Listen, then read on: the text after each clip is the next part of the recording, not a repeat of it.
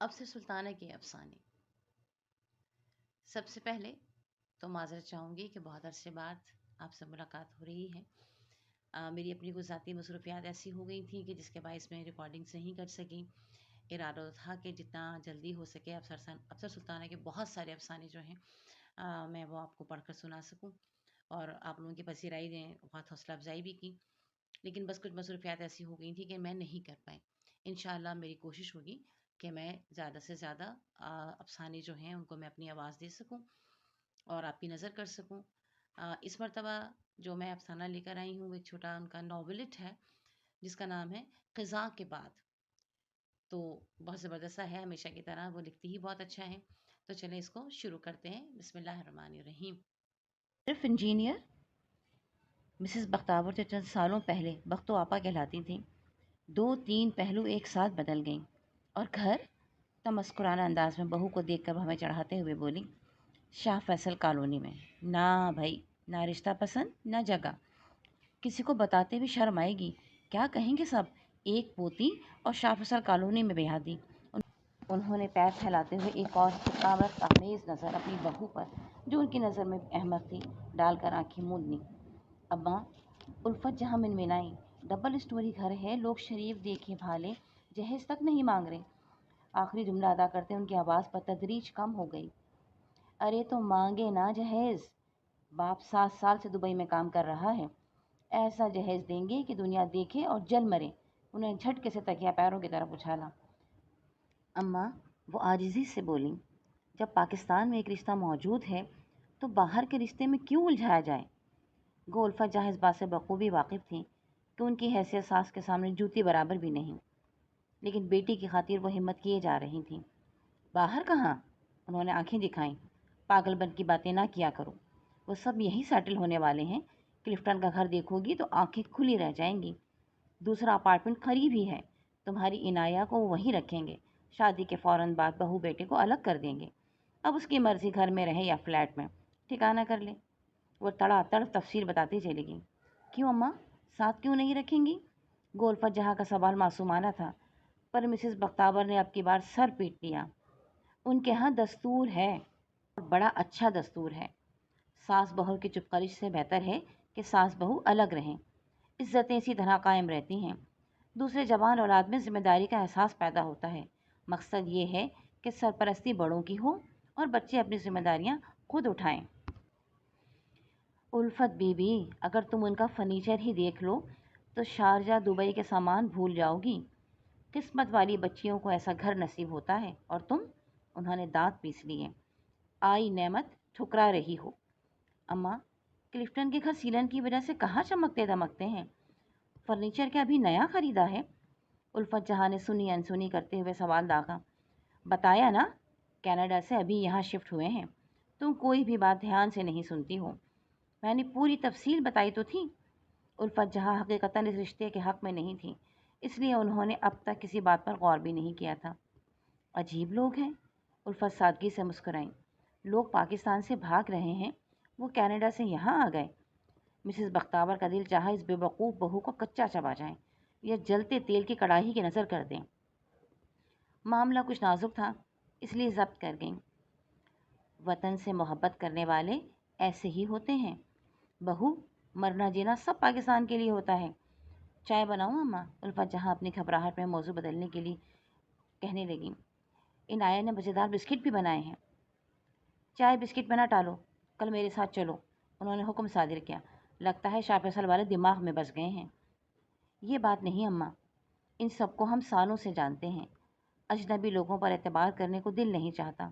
الفت جہاں کا دل اندر ہی اندر بیٹھ گیا۔ وہ اپنی ساس اور خصوصاً شوہر کی عادات سے اچھی طرح واقف تھی۔ جس بات پر اڑ گئے اڑ گئے، بس اب تمہارے منہ سے شاہ فیصل کالونی نہ سنوں۔ وہ قدریں جھنجھلائیں۔ میں اور انتظار فیصلہ کر چکے ہیں، یہ رشتہ عنایہ کے لیے بے حد مناسب ہے۔ تعلیم، گھر، عادت و اطوار، رکھ رکھاؤ، سبھی کچھ اعلیٰ و عرفہ ہے۔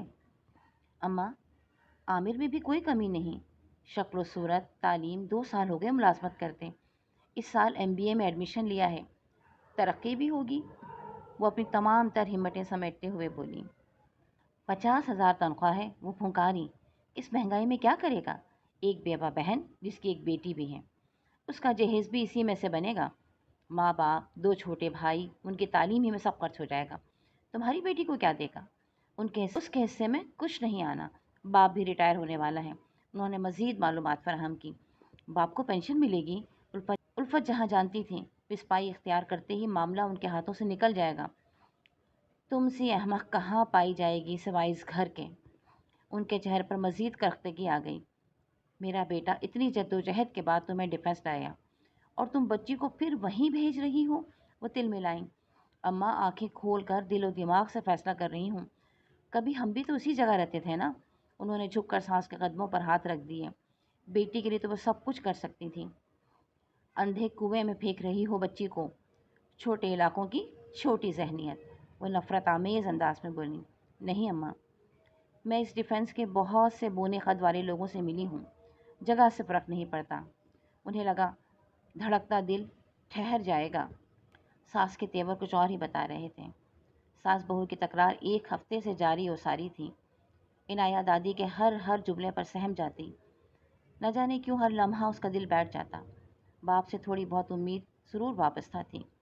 शायद वो उसका साथ दे दें, मान जाएं, इसलिए कि आमिर इसकी ज़िंदगी में आज से नहीं बचपन से मौजूद था। उस वक्त से जब वो मोहब्बत के नाम से भी आशना न थी। बस वो उसे अच्छा लगता था। वो अपनी सहेलियों के साथ सड़क के उस पार बने छोटे से गार्डन में खेल रही होती थी। उसकी हम उम्र 2-4 सहेलियां होती थीं। वो अपने खेल में मगन होने के बावजूद हाथों में किताबें थामे आमिर को देखने के लिए रुक जाती थीं। वो सांवला ऊंचे कद का आमिर उस वक्त भी अच्छा लगता था जब वो हर साल पास होने पर मिठाई लेकर सीधा उनके घर आता था। ईद पर शीरखुरमा, बकरीद पर गोश्त। कौन सा ऐसा त्यौहार था जिस पर वह सबसे पहले दस्तक देने वाला पड़ोसी न था? वो भी कुछ बड़ी हो गई थी। मैट्रिक पास होने पर वो भी सबसे पहले मिठाई हाथों में थामे उनके दरवाजे पर जा खड़ी हुई थी। इत्तेफाक से उसी ने दरवाज़ा खोला और चंद लम्हों बस वो उसे देखता रह गया। गुलाबी फ्रॉक पहने वो गुलाबी गुड़िया कितनी हसीन हो गई थी। ये मिठाई, मैट्रिक में फर्स्ट डिवीज़न। नज़रों की तपिश ने उसे भी पिघला दिया था। ज़बान की लड़खड़ाहट कदमों तक उतर आई थी। वो फ़ौरन ही पलट गई थी और तब इंजीनियरिंग के आखिरी साल के लड़के ने डरते डरते माँ से अपने दिल की बात कह डाली थी। आमिर और इनाया की माँ की दोस्ती ने गहरा रंग भरा और दोनों ने अपने तौर पर दोस्ती को रिश्तेदारी में तब्दील करने का फैसला कर लिया।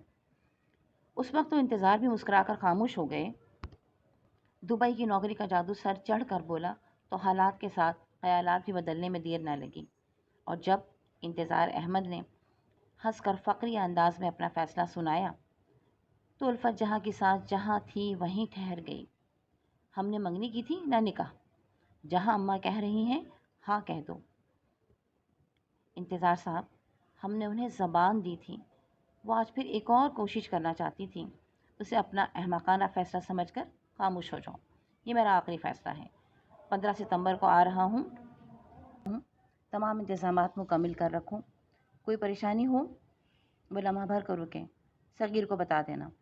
उन्हें अपने भाई पर पूरा भरोसा था। जानते थे आने से पहले तमाम इंतज़ामात मुकम्मिल हो जाएंगे। सोच लें इंतज़ार साहब, उनका दिल दुखेगा। उल्फत जहाँ ने आखिरी कोशिश भी कर डाली। किसी का दिल दुखे, अर्श भी हिल जाता है। वो ऐसी कोई गलती अपने खाते में लिखवाना नहीं चाहती थी। बेटी को इस बदरंगे घर में भेजकर मैं खुश रहूँगा? अब इंतज़ार साहब चिल्ला उठे। अहमक औरत, चंद हज़ारों पाने वाला ये इंजीनियर 500 रुपये भी तुम्हारी बेटी को पॉकेट मनी के नाम पर नहीं दे सकता। उसकी तरक्की भी तो होगी। वो अपनी मेहनत और कोशिश से लाखों भी कमाएगा। मुझे पूरा यकीन है इसमें बढ़ने की सलाहियत है। वो ज़हीन होने के साथ साथ अपनी जिम्मेदारियां पूरी करना भी जानता है। डरे सहमे लहजे में उल्फत जहाँ ने पूरी बात की। बस ख़त्म करो अपना लेक्चर। उधर से टेलीफोन शायद पटका गया। उल्फत जहाँ ने महसूस किया उनके दिल की धड़कन भी बेटी के नसीब पर सर पटकती ही रह जाएगी। बिलाशुबा नईम अहमद का घर बेहद शानदार था। झिलमिलाता, जगमगाता, जैसे अभी बनकर उतरा हो। आला फर्नीचर, बेहतरीन साजो सामान, खाना सर्व करने के लिए 2 बावर्दी वेटर्स, सास भी बेहद बाअखलाक सोबर सी खातून। नईम अहमद की उम्र पर उल्फत जहाँ को इख्तलाफ था, पर उनकी कौन सुन रहा था। घर पहुंचकर नईम अहमद के घर की झिलमिलाहट, जगमगाहट, इनाया की सूरत देखते ही आंसुओं में ढल गई। उनकी गुलाबी रंगत बेटी हल्दी की तरह जर्द हो गई थी।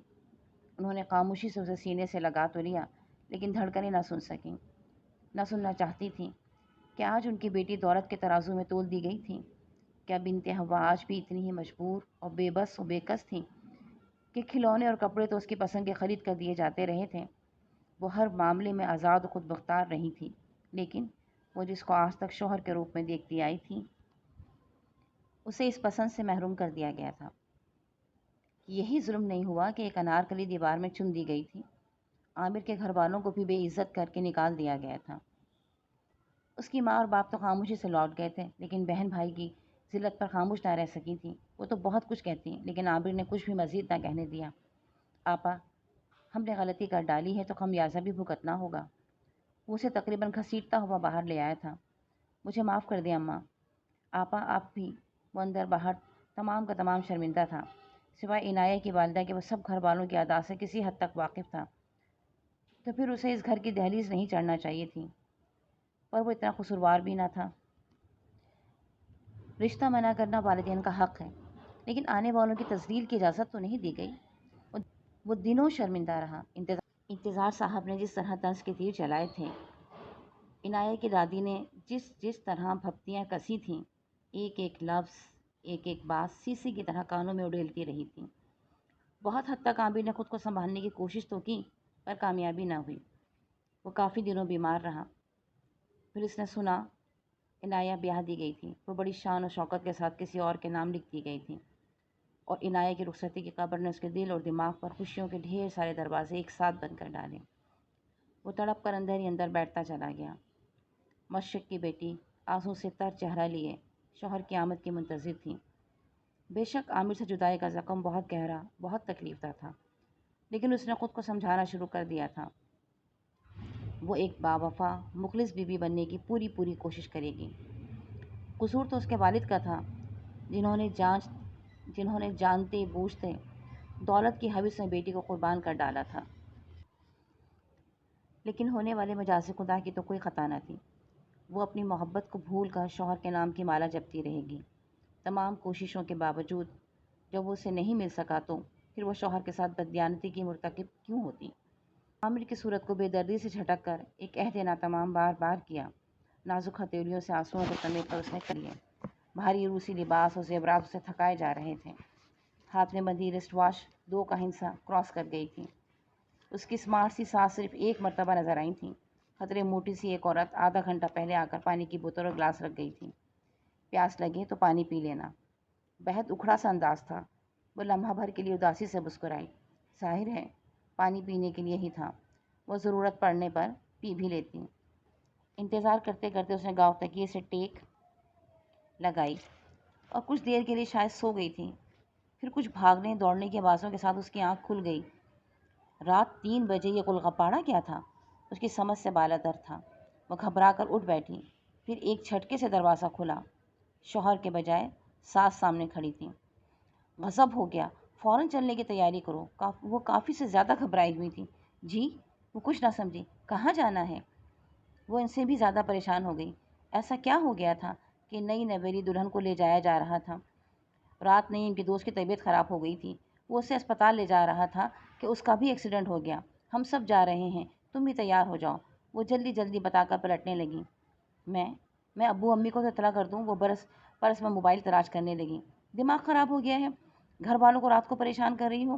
دن نکلے گا تو بتا دینا۔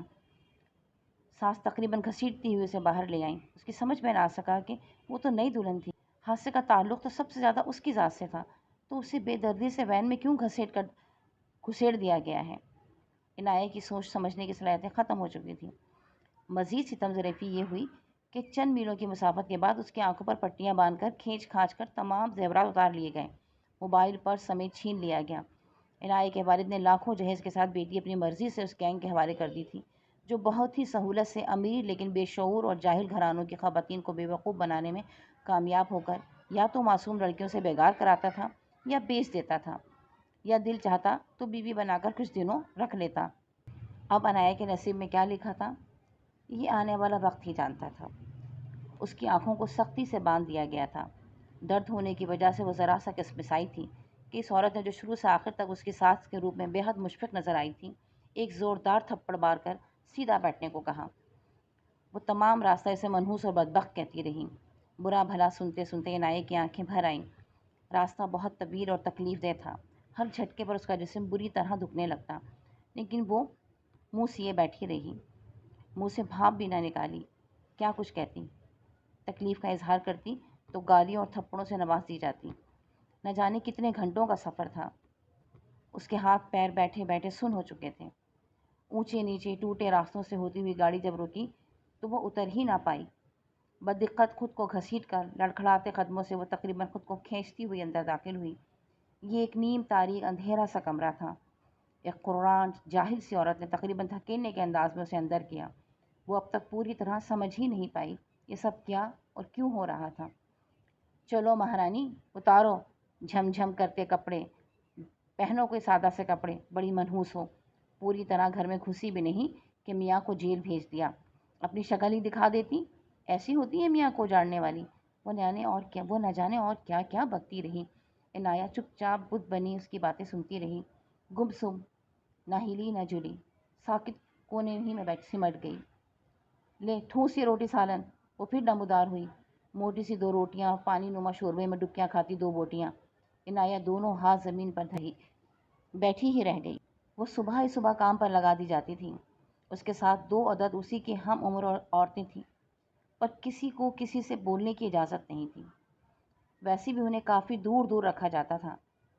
مزید ستم، وہ جلاد نما عورت ہر وقت ان پر مسلط ہو کر رعب جماتی رہتی تھی۔ مزید معلومات ہوئی تو پتہ چلا کہ یہ نعیم کی پہلی بیوی تھی۔ اسی کے حکم کے مطابق تمام کام ہوتا تھا۔ اس کی نام نہاد ساس کرائے پر بھرتی کی گئی تھی، لہٰذا جیل کے خوف سے وہ خود ہی روپوش ہو گئی۔ سارا دن کی مشقت عنایہ کی ہڈیاں دکھا دیتی۔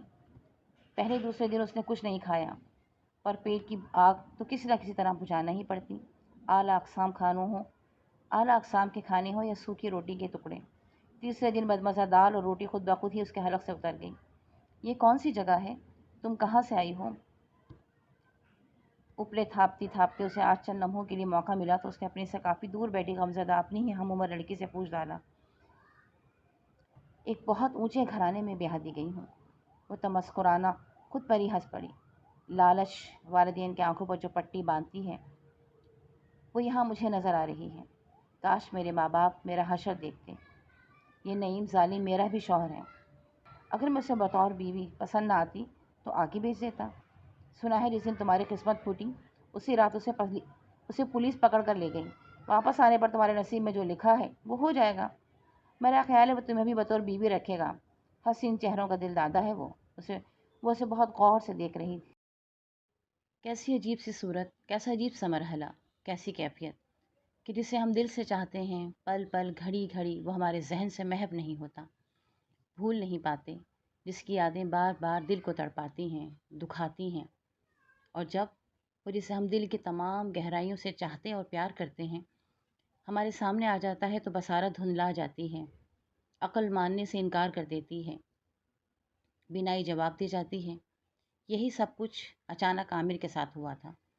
وہ اپنے کسی دوست کو سی آف کرنے ایئرپورٹ آیا تھا اور اب جانے کے لیے باہر آ گیا تھا۔ وہ جو اس کی رگ رگ میں پیوست تھی ایک چھوٹے سے ہولڈال کے ساتھ اس کے سامنے تنہا کھڑی تھی، لیکن یہ کیسی مماثلت تھی جب وہ آخری بار جدا ہوا تھا، جب بھی اس کی آنکھیں نم تھیں اور آج بھی وہ آنسوؤں سمیت ہی لگی تھیں۔ تم عنایہ ہو نا؟ باوجود پہچاننے کے وہ اس کی شناخت دریافت کر رہا تھا۔ وہ اس بات سے لا علم تھا کہ وہ کس آگ کے دریا کو پار کر کے یہاں پہنچی ہے۔ سادہ سے پلین سوٹ میں اس کے چہرے کی سوگواری مزید کچھ پوچھنے کی ہمت نہیں دے رہی تھی، لیکن پھر بھی وہ تمام ہمتوں سمیت قریب آ گیا تھا۔ اس نے قدرے حیران ہو کر پوچھا، جواب نہ ملنے پر دوبارہ گویا ہوا، کوئی لینے نہیں آیا؟ فون کر کے پوچھو، میں تمہارے قریب ہی کھڑا ہوں، جب چلی جاؤ گی تو چلا جاؤں گا۔ وہ قدرے دور جانے کے لیے مڑا۔ میں نے کسی کو بھی اپنے آنے کی اطلاع نہیں دی، وہ بے حد رسان سے بولی۔ سرپرائز دینا چاہتی تھیں؟ وہ قدرے مسکرا کر رک گیا۔ رکو، میں گاڑی لاتا ہوں، چھوڑ دوں گا۔ وہ صرف بتا کر تیز تیز قدموں سے چل دیا۔ وہ وہیں کھڑی رہی، بولی کچھ نہیں۔ بے شک وہ ابھی تک نہ کچھ سمجھ پایا تھا نہ تفصیل جاننا چاہتا تھا، پر چھٹی حص کچھ بھی اچھا نہیں بتا رہی تھی۔ بے شک وہ ابھی تک نہ کچھ سمجھ پایا تھا نہ تفصیل جانتا تھا، پر چھٹی حص کچھ بھی اچھا نہیں بتا رہی تھی۔ چند منٹ بعد سفید مہران عنایہ کے سامنے تھی۔ اس نے فرنٹ دروازہ کھول کر پہلے عنایہ کو بیٹھنے کا اشارہ کیا، پھر تیزی سے ہولڈال پیچھے رکھا اور پیچھے آنے والی گاڑی کے ہارن کی آواز پر فوراً ہی کار اسٹارٹ کر دی۔ عنایہ بت کی مانند صرف سامنے ہی تک رہی تھی۔ امی ابو کے گھر جاؤ گی یا مجھے ایڈی ٹرسٹ یا انصار برنی ٹرسٹ پہنچا دیں؟ سپاٹ سے لہجے میں روبوٹ کی طرح اس نے عامر کا جملہ پورا نہیں ہونے دیا۔ وہ اندر سے لرز گیا۔ ایسا کیا تھا کہ وہ نہ میکے جانا چاہتی تھی اور سسرال کا تو اس نے نام بھی نہیں لینے دیا تھا۔ بولا کچھ نہیں، گاڑی کی رفتار تیز کر دی۔ 10 منٹ کی مزید ڈرائیونگ کے بعد مہران ایک خوبصورت سے ریسٹورانٹ کے سامنے کھڑی تھی۔ عنایہ کچھ دیر یہاں رکتے ہیں؟ میں صبح سے بغیر ناشتے کے دوڑے لگا رہا ہوں۔ وہ ایک لفظ بھی بولے بغیر نیچے اتر آئی۔ نہ ضد نہ بحث۔ کیا وہ اپنے ہوش و حواس میں نہ تھی؟ اس نے بریانی اور کولڈ ڈرنک کا آرڈر دیا۔ وہ جب بھی کچھ نہ بولی۔ عابر نے پلیٹ میں اس کے لیے بریانی نکالی، اپنی پلیٹ سے کھانا شروع کیا۔ وہ اسی پوزیشن میں اب تک یوں ہی بیٹھی تھی، جیسے ایک مجسمہ جو حرکت کے قوانین سے مکمل ناآشنا ہو۔ پتھر کا بت جیسے ایک کونے میں بٹھا دیا گیا ہو، بلکہ جکڑ دیا گیا ہو۔ تم کیوں نہیں کھا رہی ہیں عنایہ؟ وہ نرمی سے بولا۔ کافی دور جانا ہے ہمیں۔ مجھے بھوک نہیں۔ وہ خیالات کے لرغار سے چونک گئی۔ کھا لو، میرے لیے 2-3 لقمے ہی صحیح، پھر چلتے ہیں۔ رائتا بھی عامر نے ہی اس کی پلیٹ میں ڈالا، چمچ بھی تھمایا۔ اس نے کنکھیوں سے دیکھا، اب وہ بھی آہستہ آہستہ کھا رہی تھی۔ مجھے کوئی حق تو نہیں عنایہ، لیکن ایسا کیا ہو گیا کہ تم گھر جانے کے بجائے کسی ٹرسٹ جانا چاہ رہی ہو؟ کھانا ختم کرنے کے بعد اس نے کافی کا آرڈر دے دیا تھا۔ وہ کافی دیر چپ رہی، پھر شاید اس کی قوت برداشت بھی جواب دے گئی تھی۔ شروع سے آخر تک ایک ایک بات اس نے آموختہ کی طرح دہرا دی۔ اسی این جی او کی پریزیڈنٹ نے ہماری خلا دلوائی۔ نعیم طلاق نہیں دے رہا تھا۔ عدت کے بعد ہمیں ٹکٹ دے کر گھر کو روانہ کر دیا گیا۔ مسز اکمل اس دنیا میں انسان نہیں فرشتہ ہیں۔ خلا کے بعد سے ہم تینوں لڑکیاں ان کے گھر ٹھہری اور عدت پوری کی۔ نعیم ابھی تک جیل میں ہے۔ منشیات کے جرم اور لڑکیوں کو اس طرح سے شادی کے بعد زندگی برباد کرنے میں اسے یقیناً کافی لمبی سزا ہوگی۔ تو آپ گھر کیوں نہیں جا رہی؟ وہ دکھ بھرے انداز سے دیکھتا رہ گیا۔ کون سا گھر؟ وہ آنسوؤں سمیت تلخیوں سے مسکرائی۔ اب وہ گھر نہیں رہا، مکان بن گیا ہے۔ میری واحد حمایتی میری ماں کا اگلی شام ہی انتقال ہو گیا، جب انہیں پتہ چلا کہ جس گھر میں مجھے دلہن بنا کر بھیجا گیا تھا، ان کی بیٹی کی جگہ تالا منہ چڑھا رہا تھا۔ جہیز کا سامان بھی راتوں رات ہی شفٹ ہو گیا تھا۔ بعد میں معلومات ملی کہ وہ گھر بھی کرائے پر لیا گیا تھا۔ اب وہ ہچکیوں سے رو رہی تھی، اس کا پورا جسم کانپنے لگا تھا۔ وہ روتی رہی، سسکتی رہی۔ وہ سر نیچا کیے خاموش بیٹھا رہا، بولا کچھ نہیں۔ چاہتا تھا کہ اس کا ہر دکھ ہر غم آنسوؤں کی صورت باہر نکل آئے۔ تمہیں یہ سب معلوم ہے تو یقیناً دادی اور ابا تم سے رابطے میں ہوں گے، وہ تمہارا انتظار کر رہے ہوں گے۔ تم اب وہاں نہیں جاؤ گی؟ میں ان سے رابطے میں نہیں ہوں۔ این جی او کی ایک خاتون رضیہ میرے محلے کی تھی، انہوں نے ہی بتایا۔ اس نے عامر کا جملہ پورا نہیں ہونے دیا۔ دادی اور ابا نے میری بربادی میں کون سی کسر چھوڑی؟ ان کی سوچ مجھے اس حال پر لے آئی۔ میں انہیں اپنی صورت نہیں دکھانا چاہتی۔ وہ جو بھی فیصلہ جب بھی کریں گے اس سے زیادہ ہولناک ہوگا۔ عامر کو عنایہ کی ذہنی کیفیت پر افسوس ہوا۔ وہ اس حد تک گھر والوں سے متنفر ہو جائے گی اسے اندازہ نہیں تھا۔ وہ اسے بہت دیر سمجھاتا رہا، وہ مان ہی نہیں رہی تھی۔ عنایہ، اس نے ڈرتے ڈرتے بہت آہستگی سے اپنا ہاتھ اس کے ہاتھ پر رکھ دیا۔ میرے خیال میں ابا اور دادی کو معاف کر دو۔ پہلی اور اب کی تمہاری حیثیت میں زمین و آسمان کا فرق ہے۔ گھر گھر ہوتا ہے۔ وہ گھر نہیں ہے عامر، اس نے ہاتھ کھینچ کر مترم چہرہ اوپر کیا۔ وہ مکان ہے جہاں جذبوں اور احساسات کی جگہ زر و جواہر کی اہمیت ہے اور انسانوں کے بجائے کھنکتے سکوں کو ترجیح دی جاتی ہے۔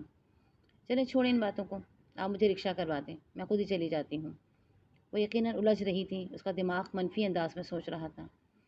اس کی ضرورت نہیں، پہنچا تو میں بھی دوں گا۔ تمہاری مرضی کے بغیر اب کچھ نہیں ہوگا۔ یہ میری ایک درخواست ہے، اگر تم مان لو۔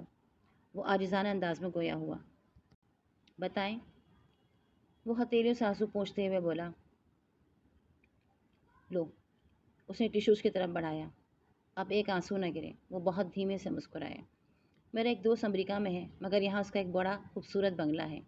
اس میں اس کی بوڑھی ماں رہتی ہیں۔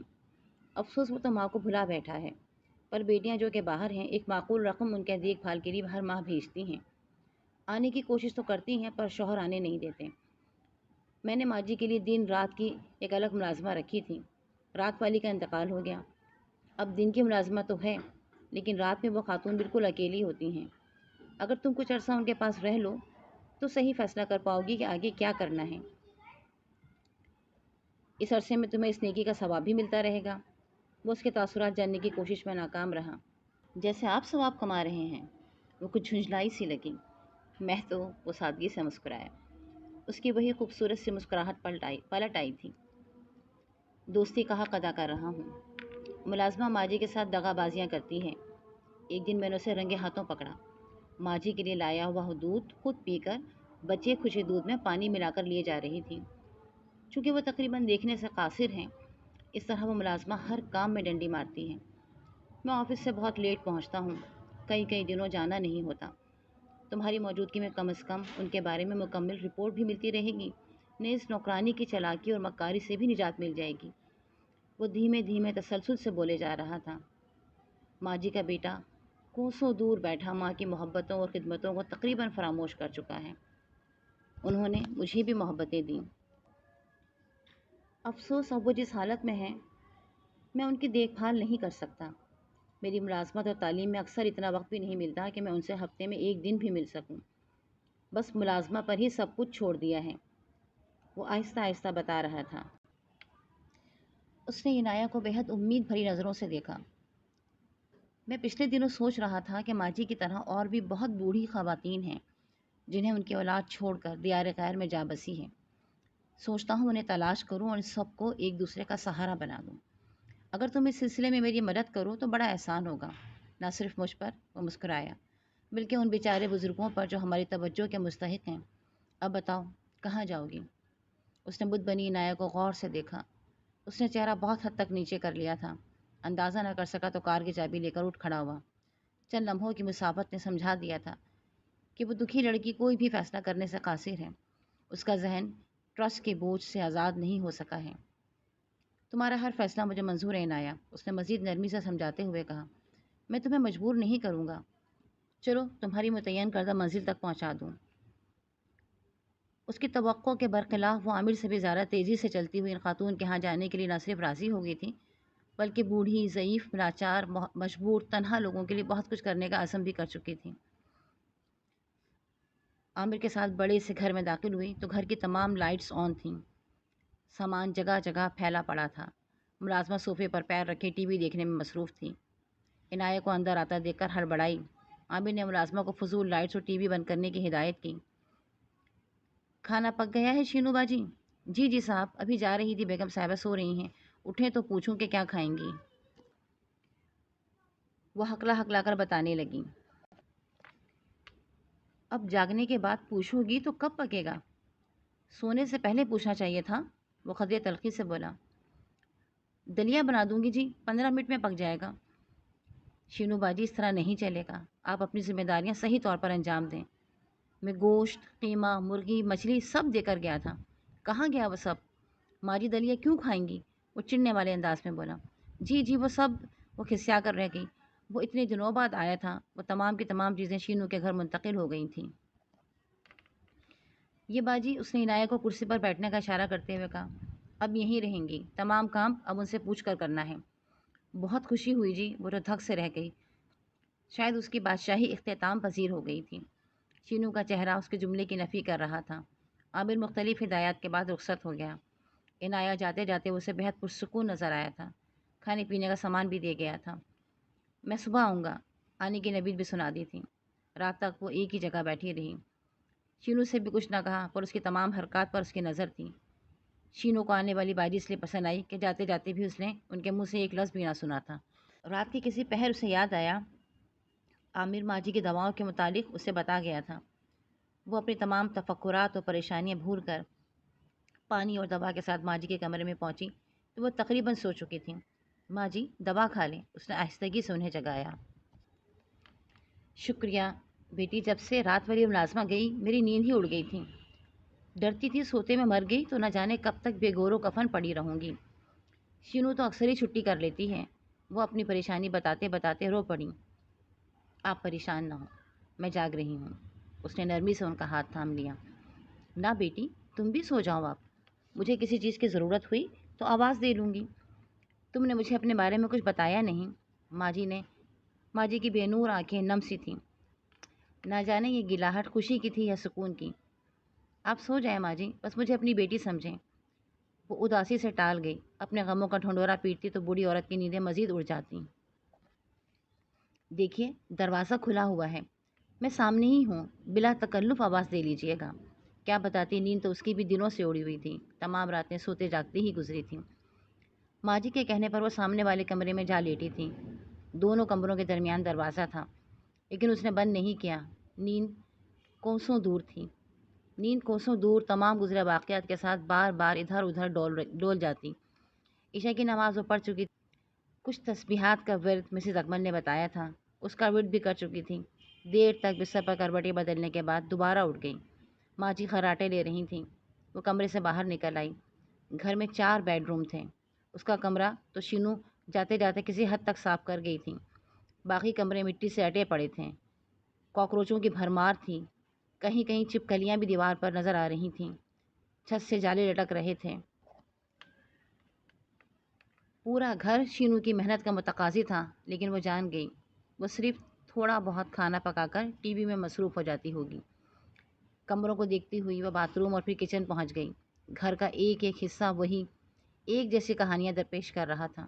سب سے بری حالت کچن کی تھی۔ کیا کیبنٹ، کیا دراز، کاکروچ قافلوں کی شکل میں نمودار ہونے لگے۔ روٹی کے ڈھیر، پھپھوندی لگے ٹکڑے جگہ جگہ موجود تھے، جو یقیناً کاکروچ کے لیے لنچ اور ڈنر کے طور پر استعمال ہوتے ہوں گے۔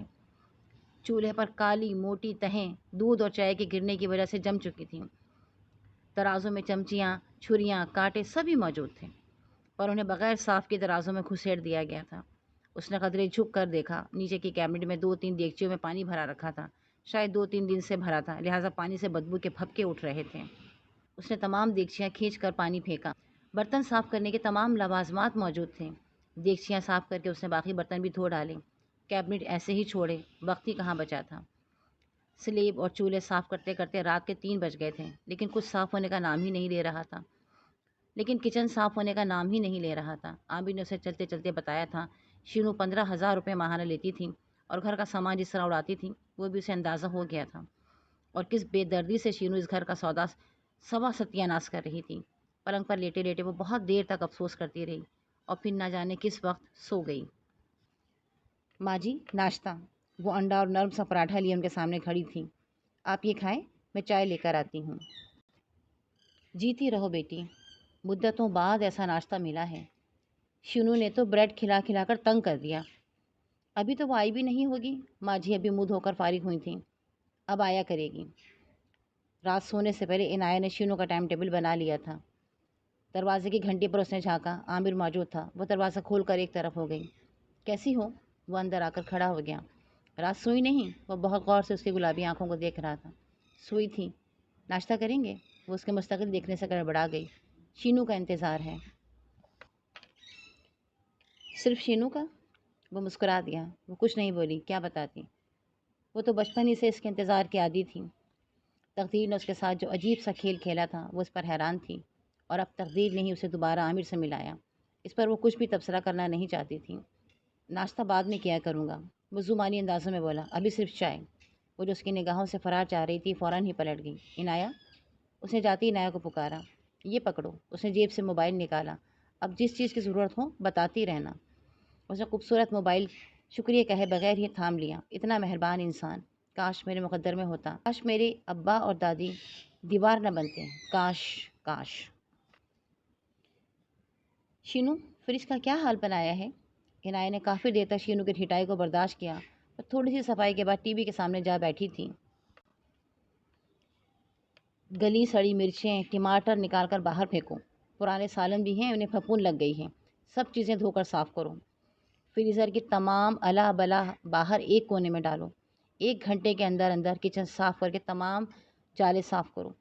जी अच्छा। वो मुँह बनाती हुई और कुछ बड़बड़ाती हुई उठी। उसकी राय इनाया के बारे में मिनटों में बुरी से बुरी होती जा रही थी। ये सब माँ जी तो बर्दाश्त कर रही थीं, ये आने वाली बीबी हर वक्त पीछे लगी रहती है। वो मुँह ही मुँह में जस बुदबुदाती हुई काम में लग गई। आज एक और खातून आई थी, मलगजे कपड़े, लागा जिस्म, पपड़ी ज़दा होंठ, गालिबन 2 दिन के फाके से थीं। इनाया ने उन्हें गुस्ल के बाद माँ जी का एक सूट पहनाया। नई मुलाजिमा फरीदा से गर्म गर्म खाना मंगवा कर सामने रखा। वो जल्दी जल्दी खाने के साथ साथ इनाया को दुआओं से भी नवाजती चली गईं। बहू ने भाई की मदद से ज़बरदस्ती घर के कागजात पर दस्तखत करवाए और घर से निकाल दिया। अब तक वो खाना ख़त्म कर चुकी थी। आप दस्तखत ना करती? इनाया ने बर्तन समेटते हुए मशवरा दिया। बेटी, वो खबीस पिस्तौल निकाल लाया था, क्या करती? चाहे कितनी उम्र हो जाए, इस ज़िंदगी से नफ़रत नहीं होती। बस मेरा मरने को दिल नहीं चाहा, वरना हरगिज़ दस्तखत ना करती। आपके बेटे ने कुछ नहीं कहा? इनाया को बेहद अफसोस हुआ। मेरा बेटा तो पहले ही बीवी के कब्ज़े में है। उसे मेरी परवाह होती तो आज ही दिन ना दिखना पड़ते। और वो तो परसों ही दुबई चला गया है, साल भर बाद वापस आएगा। बहू कह देगी बुढ़िया मर गई। उसने तो शादी के बाद बोलना भी छोड़ दिया था बेटी। समीना आंटी अपनी कहानी सुना रही थी और वो बेटों के बदले रवैयों के बारे में सोचते सोचते भी अम्मा के बेटों के बारे में सोच रही थी, जो हर माह एक कतीर रकम ना सिर्फ अपनी माँ की देखभाल के लिए भेज रहे थे, बल्कि उन्होंने इन बेकस बूढ़ी खवातीन की एआनत के लिए भी दूसरों के ताउन से बहुत सी रकम भिजवाने की यकीन दहानी भी करवाई थी। इनाया उनसे मुस्तकिल राब्ते में रहती थी। आमिर से उसने एक रजिस्टर मंगवाकर बाकायदा रकम का इंदराज करना शुरू कर दिया था। शीनू को निकालकर फरीदा के साथ एक छोटा लड़का बतौर मददगार भी रख लिया था, जो बाहर अंदर के काम कर देता था। 2 दिन पहले ज़हनी दबाव लिए एक और 55 साला खातून भी आ गई थीं, जिन्हें औलाद न होने पर 2 बार तलाक हुई थी। बहुत गुमसुम है ज़रीना अनवर, किसी से बोलती ही नहीं। लगता है आमिर, वो रोज़ाना आमिर को देखते ही सब के बारे में इतलात बाहम पहुँचाती थी। कुछ मेंटल सी हैं, उनकी एक और दाखिल करा कर गई है। उनके रिश्तेदार नहीं हैं? ज़हनी हालत ख़राब होने का सुनकर आमिर परेशान सा हो गया। अगर ज़हनी दौरा पड़ता तो उन्हें कौन संभालता? बोला कुछ नहीं, सिर्फ सोच कर रह गया। ये इंडिया से ब्याह कर आई थी, 27 साल में 2 सदमे भी उठा लिए। इनाया, आइंदा इस तरह की ख़वातीन को दाखिल ना किया करो। मेरा मतलब है। वो जुमला अधूरा छोड़कर खामोश हो गया। बूढ़ी ख़वातीन कम से कम तुम्हारे और फरीदा के लिए परेशानी का बायस तो नहीं होंगी। आप परेशान ना हो, छोटू भी तो गेट पर ही सोता है और फिर मोबाइल से मैं आपसे भी तो कांटेक्ट कर सकती हूँ ना। वो वहीं कुर्सी पर बैठ गई। मुझे तो लगता है कुछ दिनों बाद यहाँ इनाया ट्रस्ट का बोर्ड लगेगा। बल्कि शरारत से मुस्कुराया। इनाया आमिर ट्रस्ट। इनाया का चेहरा चंद लम्हों के लिए गुलाबी हो गया। वो बुरी तरह झीप गई। इनाया, उसने 2 उंगलियों से उसकी खूबसूरत सी नाक छूते हुए आज दिल की बात कहने का इरादा कर ही लिया। अब तक तुम्हारा गुस्सा कम हो चुका हो तो दादी और अब्बा से मिल लो। इस ट्रस्ट के लिए मैंने 2 पढ़ी लिखी कुमारी उम्र रसीदा खवातीन को मुलाजमत देने का फ़ैसला किया है। 2 बहनें हैं, माँ बाप मर चुके हैं। उन्हें यहाँ सर छुपाने का मुस्तकिल ठिकाना मिल जाएगा। तुम्हें जब भी फुर्सत मिले आ जाया करना। नहीं आमिर, वो अभी तक इसी हटीले अंदाज में अपने मौक़ों पर कायम थी। ये सब जो यहाँ हैं, उन्हें मेरी ज़रूरत है। मैं उस घर में नहीं जाऊँगी। अच्छा, तो फिर मेरे घर चलो। मुझे तुम्हारी बहुत ज़रूरत है। मैं चाहता था तुम अपने घर जाओ। मैं तुम्हारे वालिद से तुम्हें मांग लूँ। मुझे उम्मीद है इस बार वो मुझे मना नहीं करेंगे। काफ़ी वक्त गुजर चुका था और अब उसे यकीन हो चला था कि वो अब एक नॉर्मल ज़िंदगी गुजार रही हैं। वो खामोश रही, बोली, बोलो लड़की, क्या कहती हो? सबका इतना ख्याल रखती हो, खिलाना पिलाना देखभाल, और ये बेचारा यूं ही ख्वार होता रहता है। वो उसके बिल्कुल करीब आ गया। उतर पुतर सांसें लिए अनाया कदरे दूर हो गई। आपके घर वाले मान जाएंगे? आमिर के बहुत इसरार पर उसके दिल का खौफ ज़बान पर आया। क्यों नहीं मानेंगे? वो बेहद यकीन लिए बोला, ज़िंदगी में यही एक बात तो मनवाऊँगा। अब तो मेरा MBA भी होने वाला है, मुलाजमत भी पहले से बेहतर है। तुम्हारे वालिद को एतराज़ नहीं होगा। और अब हमने घर भी गुलशन में ले लिया है। वो किराए का है, कभी अपना भी हो जाएगा। अब वही अब वो वही खूबसूरत से मुस्कुराहट लिए उसे मुस्तकिल देखे जा रहा था और इनाया बावजूद कोशिश के भी अपने खुशकिस्मती पर यकीन नहीं कर पा रही थी। क्या खुशियाँ यूँ भी मिला करती हैं अचानक बिन मांगे? ऐसी खुशियाँ क्या दायमी भी होती हैं? छीन तो नहीं जाती? वो बंद आंखों से खुद से पूछे जा रही थी। क्या हुआ? यकीन नहीं आ रहा? وہ اس کے قریب بھی بیٹھ گیا۔ عامر، میں نے زندگی میں کبھی ایسا سوچا بھی نہیں تھا۔ میں جانتی تھی کہ آپ کی رفاقت کبھی زندگی میں میرا حصہ بن جائے گی۔ میں خود کو بہت خوش نصیب محسوس کر رہی ہوں۔ دعا کیجیے میری یہ خوشی دائمی ہو، چھن نہ جائے۔ اس کا چہرہ اداس تھا۔ کیوں چھن جائیں گی ہماری خوشیاں؟ وہ ہنس پڑا۔ نکاح کی مہر لگ جائے گی، میرا یقین کر لو، تو خوشیاں بھی یقین بن کر ہمارے آنگن میں مستقل ڈیرا ڈال دیں گی۔ اس نے بہت نرمی سے اس کا ہاتھ تھامتے ہوئے بہت اعتبار دے ڈالا۔ اسے اپنے والد پر بھروسہ نہیں تھا اور دادی کی فطرت سے بھی واقف تھی۔ اب وہ کوئی رسک لینا نہیں چاہتی تھی۔ اتنے دکھ اور تکلیفیں سہنے کے بعد نصیب کے دریچوں سے ٹھنڈی ہوا کے جھونکے یہ کہ بات دیگرے اس کی زندگی میں داخل ہو رہے تھے۔ وہ بے حد خوش تھی اور اسے عامر کا شدت سے انتظار تھا۔ بہت دنوں بعد اس نے گلابی ریشمی لباس سے بےتن کیا تھا۔ ہلکی جیولری اس نے فریدہ سے منگوائی تھی۔ میچنگ کی جیولری پہن کر اس نے سیاہ کاجل کے بعد ہلکی سی لپسٹک لگا کر خود کو آئینے میں دیکھا تو پہچان نہیں پائی۔ اس کے چہرے پر پہلے سے بھی کئی گنا نکھار آ گیا تھا۔ چہرہ جس خوشی سے آپ ہی آپ دمک رہا تھا، وہ چمک کو کوئی نام نہیں دے پائی۔ دستک کی آواز پر وہ پلٹی۔ یہ وقت ابھی عامر کے آنے کا نہیں تھا۔ شاید کسی ضرورت مند خاتون نے دروازے پر دستک دی تھی۔ آ جائیں۔ وہ کسی فائل پر جھکی رہی۔ آنے والی خاتون اب بالکل سیدھی ہو کر اسے دیکھ رہی تھی۔ بہت بدل گئی ہو؟ وہ اس آواز پر چونکی، جھکا سر اٹھایا۔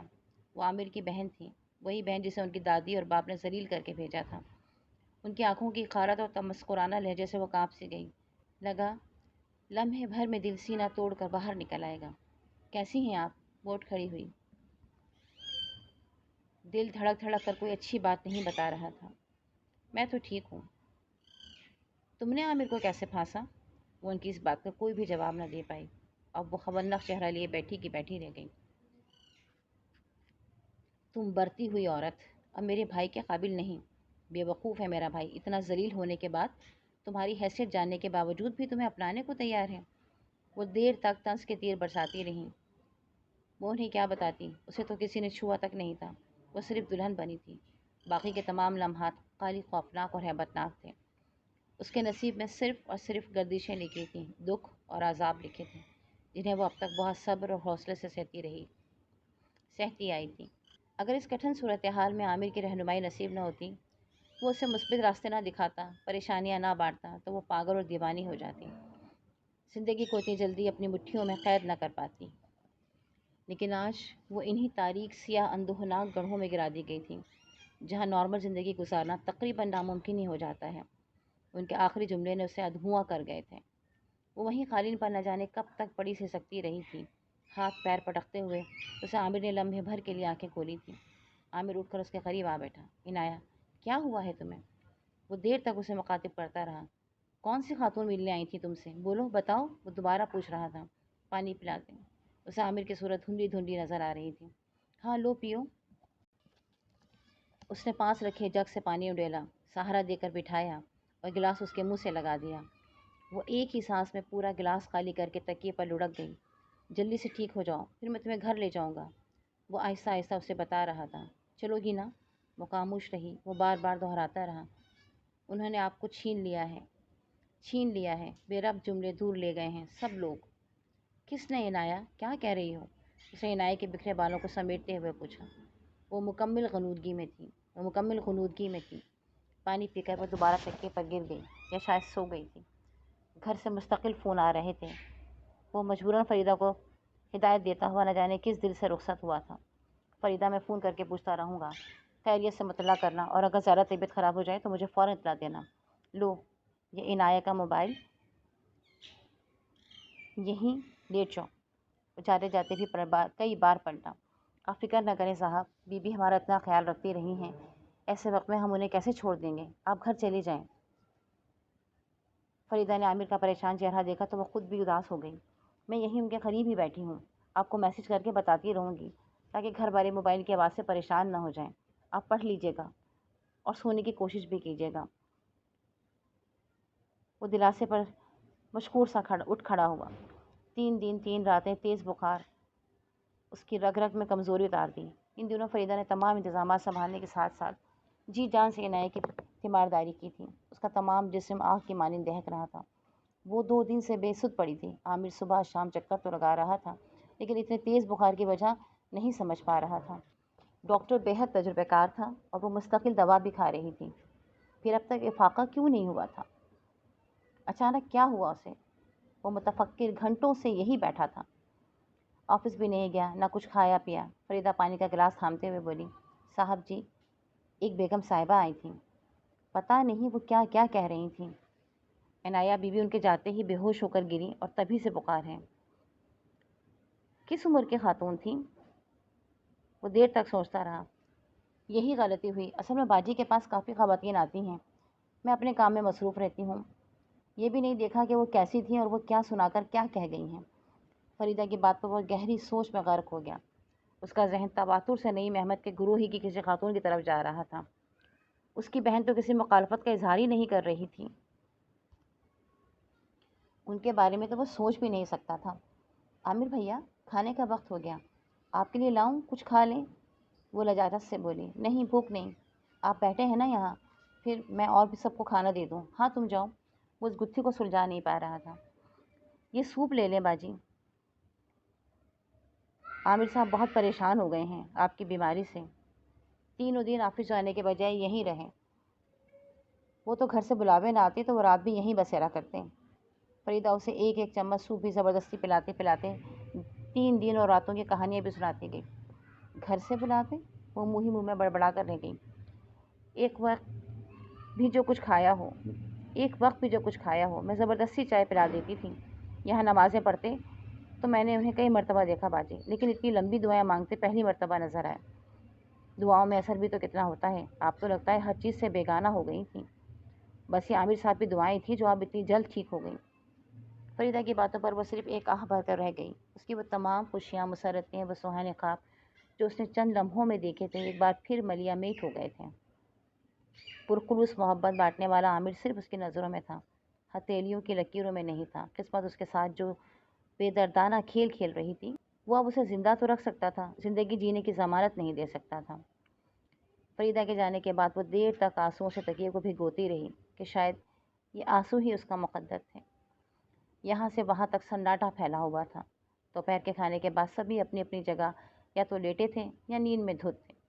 वो आहिस्तगी से दरवाज़ा खोलकर अंदर दाखिल हुआ। आजकल आप ऑफिस से बहुत जल्द उठाते हैं। सफ़ेद दुपट्टे को सलीके से ओढ़े इनाया का पाकीज़ा चेहरा आमिर को बहुत ही उदास लगा। तुम्हें मेरा आना अच्छा नहीं लगता क्या? वो उसके ऐन सामने आ बैठा था। नहीं, ऐसी बात नहीं। वो किसी रजिस्टर के सफ़े में गुम हो गई। क्या बात है इनाया, तुम आजकल मुझे बहुत बदली बदली लग रही हो। वो उठकर उसके बिल्कुल करीब आया। ऐसी कोई बात नहीं, आपको वहम हो गया है। और वहम की दवा हकीम लुकमान के पास भी नहीं थी। वही अजनबी अजनबी सा लहजा जो बुखार से सेहतयाबी तक मौजूद था। कुछ तो है ना, मैं हमेशा से तुम्हारे दिल की धड़कनें अपने वजूद में महसूस करता आया हूँ, और अब तो शिद्दत में इजाफा हो गया है। वो शरारत से मुस्करा दिया। कितना भला लगता था वो उसे। चमकते सफ़ेद दांतों की मुस्कुराहट उसके लबों पर फैल कर बहुत खूबसूरत हो जाया करती थी। उसने मजीद करीब होकर अपने हाथों का बोझ उसके कंधे पर रख दिया। वो उछल से गई। उछल क्या गई, खतरे बेजारी का मुजाहरा भी क्या? मुझ पर एतबार नहीं करती? एतबार न करती तो आज जिंदा भी नहीं होती। वो उदासी से मुस्कुरा दी और दोबारा अपने काम में मसरूफ़ हो गई। कुछ बोलोगी नहीं, बस ये फीके फीके अंदाज में मुस्कुराती रहोगी? बीमारी के बाद से तुम में बहुत बड़ी तब्दीली महसूस कर रहा हूँ। बीमारी के बाद ही मुझ पर ये इंकशाफ हुआ कि मुझे अब कहीं मुलाजमत कर लेनी चाहिए। मैं कब तक आप पर बोझ बनूं? ओह अच्छा, वो मासूम मोहब्बत का गुनाहगार अब भी ना जान पाया। मुझे तो तुम कहीं से भी बोझ नहीं लगती। बीमारी में काफ़ी वज़न यूँ ही घटा लिया है। उठाकर दिखाऊं? उसने तो ये पूछा था। वो हकीकतन डर गई। क्या बच्चों वाली बातें करते हैं? वो हंस दिया। लड़की, ये इतना कुछ कर रही हो, 7 बूढ़ी ख़वातीन को संभाल लिया है, एक मुतल्लिका को जीने का हौसला दे डाला है, यही तो तुम्हारी मुलाज़मत है। बस हाँ, गलती हुई। दोनों हाथों से कान पकड़कर उसने हंस दिया। इतने महीनों से तुम्हें तनख्वाह जो नहीं मिली, चलो इस माह से तनख्वाह भी शुरू। बताओ तुम कितनी लोगी? वैसे जो कुछ मेरे अकाउंट में मेरी रकम है वो सब तुम्हारी तनख्वाह है। मैं सोच रहा था कि मेरे साथ आजकल मैं बैंक जाकर अकाउंट ज्वाइन करा लूँ, लेकिन अभी चलो 3 बजे हैं, बैंक 5 बजे से पहले बंद नहीं होता। शुक्रिया, वो बेदिली से हंस दी। इसकी ज़रूरत नहीं, जो खराजात होते हैं वो मेरे हाथ से ही होते हैं, बल्कि मुझे तो अब शर्मिंदगी महसूस होने लगी है। 3 वक्त की रोटियां मुफ्त में तोड़ रही हूँ। क्या हुआ है तुम्हें? वो उसे बेहद गौर से देखता हुआ गमगीन सा हो गया। نہ جانے بیماری نے اسے کیا سے کیا بنا دیا تھا۔ وہ روز بروز اجنبی ہوتی جا رہی تھی۔ اب اس سے پہلے کی طرح بات بھی نہیں کرتی تھی، بلکہ وہ محسوس کر رہا تھا وہ کترا کر بیزاری سے ادھر ادھر ہو جاتی تھی۔ موبائل فون بھی اٹینڈ نہیں کرتی، عام طور پر فریدہ ہی اٹھا دیتی اور وہ جو کہتا اسے عنایت تک پہنچا دیتی تھی۔ شروع میں تو وہ اسے بیماری کا ہی کوئی حصہ سمجھا تھا، لیکن اب اسے کچھ پریشانی بھی لاحق ہونے لگی تھی۔ چلو میں انتظار کر لیتا ہوں، تم تیار ہو جاؤ، اس نے بہت خلوص سے پیشکش کی تھی اور منتظر تھا کہ وہ بھی ایسا ہی مثبت رویہ اختیار کرے گی۔ پلیز ایسی باتیں نہ کریں، مجھے آپ کے ساتھ جوائنٹ اکاؤنٹ نہیں کرنا، مجھے آپ کے ساتھ جوائنٹ اکاؤنٹ نہیں کرنا۔ کیسی باتیں کرتی ہو عنایہ، اب میرا سب کچھ تمہارا ہے، وہ اس کی جھیل سے گہری سی آنکھوں میں جھانکتے ہوئے بولا۔ اور میں بھی تمہارا بولوں، قبول کر لو گی نا سب کے سامنے؟ فضول نہ بولا کریں۔ وہ دور جا بیٹھی۔ ایسا کوئی ضروری کام تھا نہیں، پر وہ خود کو بہت مصروف ظاہر کر رہی تھی۔ کیوں، کیا ہوا؟ وہ تو اپنے جنون میں نہ کچھ سمجھ رہا تھا نہ جان رہا تھا، اس کے لیے تو یہی بہت کافی تھا کہ اس کے سامنے موجود تھی۔ میں اچھا نہیں لگتا، اب ہماری شادی کے دن بہت قریب آ رہے ہیں، اس نے ایک اور دھماکہ کیا۔ 15 دن کے اندر اندر۔ عامر، آپ کی خوبصورت سی آفر کا بہت شکریہ، لیکن میں نے بہت غور کیا، سوچا اور سمجھا کہ شادی صرف ایک شخص سے نہیں ہوتی، اس شخص سے وابستہ تمام افراد حصہ بنتے ہیں۔ میں ایک مرد کے نام لکھی جا چکی ہوں، آپ کمارے ہیں، ایک حیثیت ہے آپ کی، جبکہ میں ایک اجڑی ہوئی عورت جس کی حیثیت ایک ملازمہ یا خاتمہ کے طور پر تو ہو سکتی ہے، آپ کے قابل نہیں، اور پھر آپ کے گھر والے بھی مجھے قبول نہیں کریں گے۔ تم لڑکی، وہ اس کے بہت قریب آ کھڑا ہوا، میرے ساتھ رہ کر اپنی حیثیت منواؤ گی؟ کیا سمجھتی ہو تمہیں تنہا چھوڑ دوں گا؟ اب تمہارا نام ہمیشہ کے لیے میرے ساتھ ہوگا، سمجھی تم؟ نہیں عامر، میں ایسا نہیں چاہتی، میں آپ کے احسان مند ہوں، زندگی سے سمجھوتا کرنا میں نے آپ سے ہی سیکھا، لیکن اب میں نے فیصلہ کیا ہے کہ میں آپ سے شادی نہیں کروں گی۔ کون سا بم پھوڑا تھا اس نے، کیسی بھیانک حقیقت آشکار کی تھی۔ وہ تو یہاں سے وہاں تک سناٹے میں آ گیا تھا۔ برائے مہربانی آپ مجھ سے اس موضوع پر بات نہ کریں۔ کتنی تلخ ہو گئی تھی وہ، کس بے دردی سے منع کر ڈالا تھا۔ کیا یہ وہی عنایہ ہے؟ کیا یہ وہی عنایہ ہے؟ وہ جاننے کی کوشش کر رہا تھا۔ سغرا آپا اسے دھمکا گئی تھیں، اگر اس نے عامر سے شادی کی تو وہ خودکشی کر لیں گی۔ عامر کو کچھ بھی بتانے پر انہوں نے صاف صاف خود کو جلا کر مارنے کی دھمکی کے ساتھ یہ بھی ذہن نشین کرایا تھا کہ وہ اپنی خودکشی کے ذمہ دار اسے ٹھہرا کر ہی جائیں گی۔ وہ ایک کمزور انسان ان کے طنز کے تیروں ہی سے لڑکھڑا گئی تھی۔ ایسی دھمکی اور بدزبانی کی متحمل کیسے ہو سکتی تھی؟ وہ بہت اداس اور افسردہ بیٹھا نظر آیا تھا۔ بہت منتیں بھی کیں، بہت سمجھایا بھی، لیکن اس کی نہ ہاں میں نہ بدل سکی۔ ایسے کیسے زندگی گزارے گی عنایہ؟ زندگی میں سہارے لینا پڑتے ہیں، تنہا زندگی گزارنا بہت مشکل ہوتا ہے۔ قدم قدم پر مصائب چین نہیں لینے دیتے۔ یہ دنیا تو بہت اچھی ہے، پر اس میں بسنے والے موقع کی تلاش میں رہتے ہیں کہ کب کس کو اذیت پہنچائیں، پچھاڑیں۔ ایک دن تنہا شخص بالآخر پچھتاتا ہے۔ خدا کرے میری دعا ہے کہ عنایہ ایسا دن تمہاری زندگی میں کبھی نہیں آئے۔ خدا کرے میری دعا ہے کہ عنایہ ایسا دن تمہاری زندگی میں کبھی نہیں آئے۔ وہ بے حد دل گرفتہ لوٹا تھا۔ میں تمہارا منتظر رہوں گا، ہمیشہ، ہر وقت۔ جب بھی تمہارا دل میرے بارے میں فیصلہ کرے آواز دے لینا، مایوس نہیں کروں گا۔ عامر کی آواز اس کے کانوں میں دنوں تک گونجتی رہی۔ وہ جو صبح شام چکر لگاتا تھا، پورا ہفتہ نظر ہی نہیں آیا۔ بے چین بے قرار وہ بھی رہی۔ خود کو ڈھیر سارے کاموں میں مشغول کرنے کے بعد بھی راتیں کروٹیں بدلتے ہی گزریں۔ اس دن وہ خود کو بہت تھکا تھکا محسوس کر رہی تھی۔ ماجی کو ناشتہ دے کر لان میں جا بیٹھی۔ دور تک پھیلے ہوئے پھولوں کی خوشبو نے ذہن کو کچھ دیر کے لیے پرسکون کر ڈالا۔ وہ جب سے آئی تھی اسی کی فرمائش پر عامر نے ایک مالی رکھوا دیا تھا۔ اس کے پسندیدہ چمیلی کے پودے یہاں سے وہاں تک پھیلے تھے، مختلف اقسام کے سدا بہار اور مختلف پھولوں کے پودے، کچھ اعلیٰ قسم کے گلاب پچھلے دنوں ہی لگوائے تھے۔ اس کی آنکھیں آنسوؤں سے بھر آئیں۔ وہ ایک ایسے شخص سے بچھڑ چکی تھی جو اس کی پسند کے بارے میں پتہ چلتے ہی پوری کرنے کی کوشش کرتا، اس کے ہم قدم چلنے کو ہمہ وقت تیار رہتا۔ کل کچھ مہمان آئیں گے، فریدہ نے اسے دوپہر ہی میں بتا دیا تھا۔ کون ہوں گے، کس لیے آ رہے ہیں؟ یہ سب باجی نے بتایا تھا۔ رشتہ کسی کی معرفت آیا تھا، وہ ماجی سے پوچھنا بھول گئی، پر ڈھیر سے آنسو بہانا یاد رہا۔ سغرا آپا کا ایک ایک لفظ تیر کی مانند دل میں نہ دکھا ہوتا، سغرا آپا کا ایک ایک لفظ تیر کی مانند دل میں نہ کھبا ہوتا تو شاید وہ عامر کو بتا دیتی، لیکن وہ بہن بھائی کو الگ کرنا نہیں چاہتی تھی۔ ہو سکتا تھا عامر کی بہن حقیقتاً خودکشی کر لیتی، جل مرتی، تو بدنامی کے ساتھ ساتھ وہ اپنا سر اتنا بڑا گناہ کیوں لیتی؟ اماں جی نے آ کر اسے ایک بار پھر چونکا دیا تھا۔ بیٹی، رشتہ مناسب لگتا ہے، کریانے کی بڑی دکان ہے، ماں باپ بوڑھے ہیں، ایک بہن کماری ہے، جیسے تم یہاں سب کی خدمت کرتی ہو وہاں بھی کرنا، ہمارے دل جیتے وہاں بھی اپنا دل بڑا ہی رکھنا۔ نہ جانے آج کل کی لڑکیوں کو کیا ہو گیا ہے، تحمل ہے نہ برداشت، بس چاہتی ہیں اکیلی میاں کے ساتھ رہیں، سسرال بھرے جہنم رسید ہو جائیں۔ میں کہتی ہوں اتنا سوچتی ہے لڑکیاں ایک پلا پلایا، اتنا نہیں سوچتی ہیں لڑکیاں ایک پلا پلایا پڑھا لکھا مار دینے والی ہستی وہ ماں ہے، اس سے ہی نفرت کرتی ہیں، اس سے ہی اس کی اولاد کو الگ کروا دیتی ہیں۔ کتنا بڑا گناہ اپنے سر مول لے رہی ہیں، دلوں میں برائیاں ڈلوا کر بیٹے سے باپ کو، بھائی سے بھائی کو، بہن سے بھائی کو جدا کر کے خوشی محسوس کرتی ہیں۔ عنایہ بیٹی، میرا دل نہ جانے کیوں کہتا تھا عامر تم سے ضرور شادی کر لے گا، پر چلو خیر۔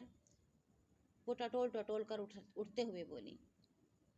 باتھ روم جائیں گی؟ وہ فخر چہرہ اور لرزتے ہاتھوں سے انہیں تھپتے ہوئے بولی۔ ہاں بیٹا، خود سے بھی کچھ کرنے کی عادت ڈال رہی ہوں، تمہارے جانے کے بعد فریدہ بدل نہ جائیں۔ وہ تو باتھ روم چلی گئی اور وہ اکیلے آنے والے کل کے متعلق ہی سوچتی رہ گئی۔ صبح بہت ہی اداس تھی، ناشتہ اس نے برائے نام ہی کیا تھا۔ ماں جی کے بیٹے نے اس مرتبہ کافی رقم بھیجی تھی، اس کا اندراج کر کے وہ باہر نکلی تو فریدہ 2 شاپنگ بیگس لیے کھڑی تھی۔ باجی، عامر بھائی یہ سامان دے گئے ہیں، ماں جی نے انہیں فون کر کے آپ کے رشتے کے بارے میں بتایا تھا، وہ یہ سب اٹھا لائے۔ میں نے کہا بھی چھوٹو سے منگوا لیتے، چپ چاپ دے کر چلے گئے۔ وہ بھی خاموشی سے بیگ کھولنے لگی۔ ایک بیگ میں سموسے، 2-3 قسم کے بسکٹ اور کیک پیس تھے، دوسرے میں 2 شالیں تھیں، ایک ہلکی فیروزی رنگ کی، دوسری سرمئی۔ اسے یاد آیا اس نے کسی دن ایک فیروزی شال خریدنے کو کہا تھا، فریدہ کو رنگ بھی بتا رہی تھی۔ عامر رجسٹر پر لاتعلق سا جھکا رقم کی تفصیل پڑھ رہا تھا۔ تو کیا اس نے اس کی اس چھوٹی سی چیز کے بارے میں رنگ تک یاد رکھا تھا؟ دل میں درد کی ایک ہلکی سی لہر ابھری اور پھر معدوم ہوتی چلی گئی۔ مہمان کچھ زیادہ ہی شور شرابہ مچانے والے تھے۔ آنے والی خاتون انوری کچھ زیادہ ہی چیخ چیخ کر باتیں کرنے کی عادی تھی۔ فریدہ ماں جی کو ان کے پاس بٹھا کر کھانے پینے کی تمام چیزیں بھی لے آئی۔ چائے کے لوازمات رکھتے ہوئے اس نے بے دلی سے مرد نما لڑکے کو دیکھا۔ اس کی عنایہ باجی کا کوئی جوڑ تو نہیں تھا، موٹی توند والا گنجا آدمی اسے بالکل بھی پسند نہیں آیا۔ باجی آ جائیں، لگتا ہے وہ تمام سامان صاف کر کے ہی دم لیں گے، فریدہ نے آ کر بتایا تو وہ مجبوراً اٹھ کھڑی ہوئی۔ آہستہ آہستہ چلتے ہوئے محسوس کیا اپنی ہی خود ہی خبر میں اترنے جا رہی ہے۔ اپنا جنازہ اپنے ہاتھوں سے تیار کرنا ہو تو کن کٹھن مراحل سے گزرنا پڑتا ہے، جس پر گزرتی ہے وہی سمجھ سکتا ہے۔ اندر داخل ہونے پر انوری بیگم اور شکیل جمالی نے اس کا اوپر سے نیچے تک جائزہ لیا۔ وہ سر جھکا کر اوپر نہ اٹھا سکی۔ دہی بڑے بازار کے لگتے ہیں۔ خاتون اب پرسکون انداز میں دہی بڑوں پر ہاتھ صاف کر رہی تھیں۔ باجی نے بنائے ہیں، فریدہ بولی۔ بڑوں میں کچھ سختی ہے، وہ چٹکارا لیتے ہوئے بولی۔ فریدہ اور ماں جی کے علاوہ کون بولتا، پر دونوں خاموش رہیں۔ بیوی گھومنے پھرنے کی شوقین ہو؟ انہوں نے سوال داغا۔ کون کون سی جگہ جانے کا شوق ہے؟ شکیل جمالی براہ راست پوچھنے لگے۔ کہیں بھی نہیں، وہ دوبارہ سر جھکا کر بیٹھ گئی۔ گھر کے کاموں میں گھومنے پھرنے کی فرصت کہاں؟ اگر شوقین ہوتی تو اتنا سب بکھیڑا کہاں سنبھالتی؟ ماں جی فوراً ہی بول پڑی۔ اماں ہم نکاح سادگی سے کریں گے، یہ جملہ اس بات کی گواہی تھا کہ عنایہ انہیں پسند آ گئی ہے۔ 60-70 لوگ ہی ہوں گے بس، پر ماں جی کھانا مزیدار پکوائیے گا، فرائیڈ فش، تکے، بریانی، قورمہ کے علاوہ باقی سب چیزیں آپ اپنی پسند سے رکھیے گا۔ ہاں بیٹی، ماں جی نرمی سے بولی۔ شادی دونوں جانب سے فریقین کی مرضی سے ہی ہوتی ہے۔ وہ چور سی بن کر بیٹھ گئی۔ کیسی دیدہ دلیری سے کھانے گنوائے جا رہے تھے، تو آگے کیا ہوگا؟ اتنا بہت سا فرمائشی پروگرام کتنے ہزاروں کو نقصان پہنچائے گا اور کہاں سے آئے گا؟ عنایہ تو ابھی سے سوچ میں پڑ گئی۔ ماں جی مطمئن تھیں عامر اور اپنی بیٹیوں پر انہیں بھرپور اعتماد تھا۔ رنگ بتا دینا بی بی، 5 جوڑے ہم نے اپنی بڑی بھاوج کو بھی چڑھائے تھے، انوری بیگم اپنا تجربہ دہرا رہی تھیں۔ آپا گہرے رنگ بتائیے گا۔ شکیل جمالی ایک بار پھر سموسہ کھاتے ہوئے ہنس پڑے۔ یہ تو بہت گوری ہیں، بھابھی تو اندھیرا کر ڈالتی تھی۔ پانی ہمارے علاقے میں بہت کم آتا تھا، اب کنواں کھدوا لیا ہے بڑی آسانی سے، انوری بتا رہی تھی۔ شکیل جمالی نے کچھ گھور کر بہن کو دیکھا، پر وہ اپنی باتوں میں مگن تھی۔ سوئی گئے اسے بس آنے ہی والی ہے، ہمارے شکیل تو لکڑیوں پر پکائی ہوئی روٹیاں ہی پسند ہیں۔ ہمارے شکیل کو تو لکڑیوں پر پکائی ہوئی روٹیاں ہی پسند ہیں، دھت تیری کی، شکیل بڑبڑائے۔ پر وہ خاتون کہاں سن رہی تھی، بھائی کی پسند گوشت گزار کر رہی تھی۔ بس جی، تیاری مکمل کر رکھی ہے، ہم بھی آپ کو آپ کو انتظار نہیں کروائیں گے۔ انوری بیگم چلتے چلتے اپنا اندیا دے گئی تھی۔ پھر انوری بیگم روز آتی، روز پسند اور ناپسند کی تفصیل بتاتی اور چل دیتی۔ اس دن انوری بیگم پھر موجود تھیں۔ میں نے سنا ہے تمہارے پاس بہت سے ڈالر آتے ہیں۔ وہ ہنس رہی تھی۔ خوب اچھا سا جہیز بناؤ گی؟ وہ کل تک تو بالکل خاموش رہی تھی، سر جھکا کر سب سن لیا تھا، آج چپ نہ رہ سکی۔ وہ ڈالر غریبوں کے لیے ہیں، مجبور خواتین پر خرچ کرنے کے لیے بھیجے جاتے ہیں، جہیز نہیں بن سکتا۔ لو بی بی، ہم کون سے امیر ہیں؟ جو لاؤ گی اپنے لیے اور اچھی زندگی گزارنے کے لیے ہی وہی ہوگا نا۔ معاف کیجیے گا انوری آپا، آپ اس سلسلے میں مزید بات نہ بڑھائیں۔ 15 دن سے سب کچھ سنتے سنتے اب اس کے کان حقیقتاً پک گئے تھے۔ وہ تو اپنے کمرے میں چلی گئی اور انوری آپا کا جاہ و جلال فریدہ اور ماجی نے بھگتا۔ یہ دوسرا اور غالباً تیسرا رشتہ تھا۔ ایک 60 سالہ مرد جو اپنے 17، 18 اور 19 سال کے بیٹوں سمیت آئے تھے۔ 2 بیٹیاں بیاہ دی تھیں، 2 بیاہانہ تھیں، ان کی کوئی خاص فرمائش نہ تھی، بچوں نے پریشان کر دیا تھا۔ مرزا صاحب، ہماری عنایت صرف 25 سال کی ہے۔ آپ خود کو 60 کا بتاتے ہیں، ہمارے یہاں ایک طلاق یافتہ خاتون ہے، آپ ان سے عقد ثانی کر لیں، عنایت تو آپ کی بیٹیوں کے برابر ہی ہے۔ ماجی نے صاحب کو غور سے دیکھتے ہوئے کہا۔ صحیح فرمایا محترمہ، وہ کھسیا سے گئے۔ ان بچوں کو عمر رسیدہ خاتون پسند نہیں آئی، یہ ہلے گلے کے عادی ہیں، انہیں ہنستی بولتی ماں چاہیے۔ بڑا سونا سونا گھر لگتا ہے نانی جی، ایک بولا۔ ہم تو ہنسی کو ترس گئے ہیں۔ ہمیں عنایہ باجی پسند بھی آ گئی ہیں، ہم انہیں بہت خوش رکھیں گے۔ ڈیڈی نے تو بس یا تو کھا لیا یا سو گئے، چھوٹا بیٹا بولا۔ جمعے کی نماز بھی تو پڑھتے ہیں، اس نے پھر ٹکڑا لگایا۔ استغفر اللہ، ماری چڑ کر خود ہی اندر چلی گئیں۔ بھائی، یہ ٹائم ماجی کے سونے کا ہے، فون پر بات کر لیجئے گا۔ فریدہ نے جلدی سے بات بناتے ہوئے انہیں احترام سے جانے کا مشورہ بھی دے ڈالا۔ فریدہ، یہ رشتے کون بھیجتا ہے؟ یہ کون ہے جو عنایت سے اتنی ہمدردی جتاتا ہے؟ ماجی کو عنایت نے اب اتنا اعتماد دے ڈالا تھا کہ وہ ایک بزرگ کی طرح لگتے لینے لگی تھیں۔ پتہ نہیں ماجی، مجھے تو کچھ سمجھ میں نہیں آتا۔ وہ ان کو کمرے میں پہنچا کر اپنے کمرے میں چلی گئی۔ آنسوؤں سے لبریز چہرہ، ندامت، افسردگی، وہ اس کے سامنے مجرم بنی کھڑی تھی۔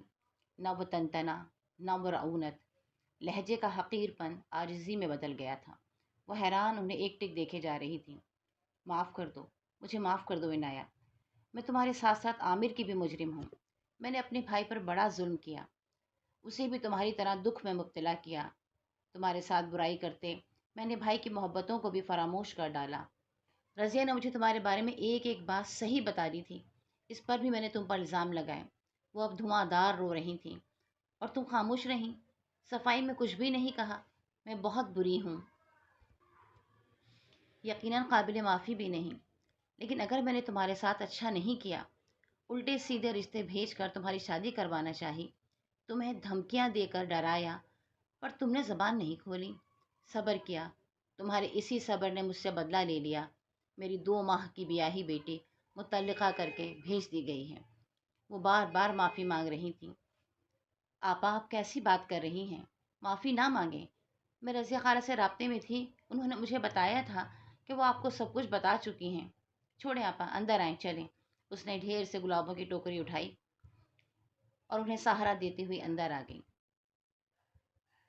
وہ سرخ اور سنہری لباس میں بے حد حسین لگ رہی تھی۔